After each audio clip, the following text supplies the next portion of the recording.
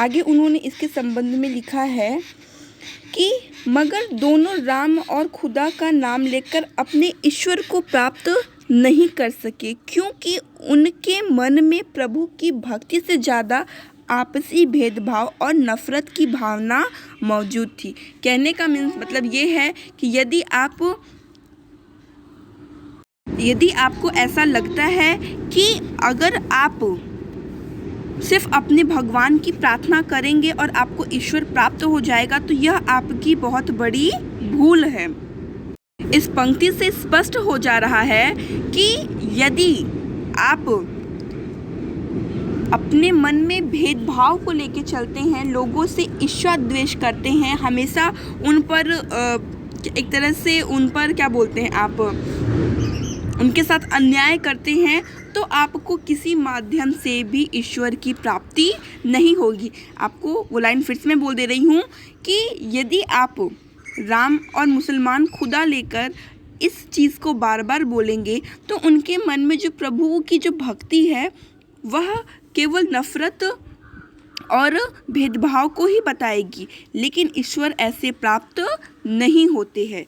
आगे की लाइन है, कहे कबीर सो जीवता जो दूह के निकट जाए। इसी वजह से संत कबीरदास जी ने हमें यह उपदेश दिया है कि हिंदू मुस्लिम दोनों एक हैं और राम खुदा दोनों ईश्वर ही के रूप है। इसीलिए हमें आपसी भेदभाव को छोड़कर उस ईश्वर की भक्ति में लीन हो जाना चाहिए, तभी हम मोक्ष प्राप्त कर पाएंगे। कहने का मतलब यही है कि यदि हम इस तरह के भेदभाव मन में धारण किए रहेंगे तो हमें ईश्वर कभी भी प्राप्त नहीं हो पाएंगे। क्योंकि जो हमारा मन है वह घृणा से भरा हुआ होता है और ईश्वर जो होते हैं वह सदा ही स्वच्छ स्थान पर निवास करते हैं। और जो यह आपके अंदर भेदभाव, नफ़रत, ईर्ष्या, द्वेष, घृणा आदि जैसे जो तत्व जो आप बोल सकते हैं विकारी तत्व हैं, तो यह आपके मन का कीचड़ ही है और कीचड़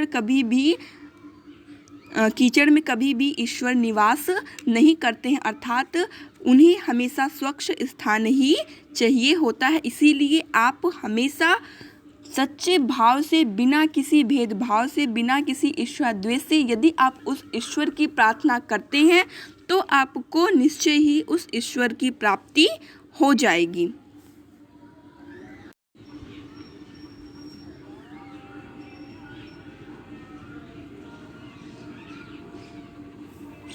चलिए तो हम अपने अगली पंक्ति पे आते हैं, मतलब अगले पद पे आते हैं, जिसमें आपने कुल 5 पद पढ़ लिए हैं। अब आगे के पद में क्या लिखा हुआ है, चलिए हम पढ़ते हैं।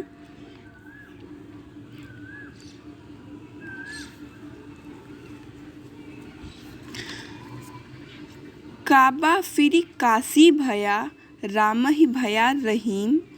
काबा फिर काशी भया राम ही भया रहीम। मोट चून मैदा भया बैठी कबीरा जीम। फिर से इसका प्रसंग संदर्भ वही लिखेंगे कि प्रस्तुत पद्यांश हमारी पाठ्य पुस्तक क्षितिज के साखी नामक पाठ से लिया गया है, जिसके रचयिता कबीरदास जी हैं। संदर्भ में आप लिखेंगे, प्रसंग में आप लिखेंगे कि इसमें भगवान की एक रूपता जो आपका पहला था वही इसमें भी है। इसमें लिखा हुआ है काबा फिर काशी भया। जो काबा जगह का नाम था वह बदलकर काशी में हो गया है। काबा फिर काशी भया, जो काशी नाम है अभी आपका बनारस में जो काशी स्थान है उसे कभी काबा के नाम से जाना जाता था। राम ही भया रहीम, और जो वो राम थे वह किसके नाम से जाने लगे? रहीम के नाम से जाने लगे। मोट चून मैदा भया, आपको भी मैं पंक्ति वाइज बता रही हूँ, फिर इसकी व्याख्या करूँगी।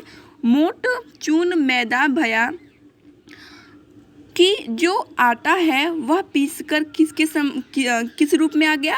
मैदे के समान आ गया। बैठ कबीरा जीम, यह जो बैठ कबीरा जीम, तो कबीरदास यही कहते हैं कि एक साथ बैठकर, मतलब कि यह चीज़ें जो हैं कि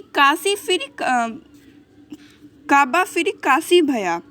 आगे मैं इसको जब मैं व्याख्या करूँगी तो आपको अच्छे से स्पष्ट हो जाएगा कि इसमें क्या कहा गया है।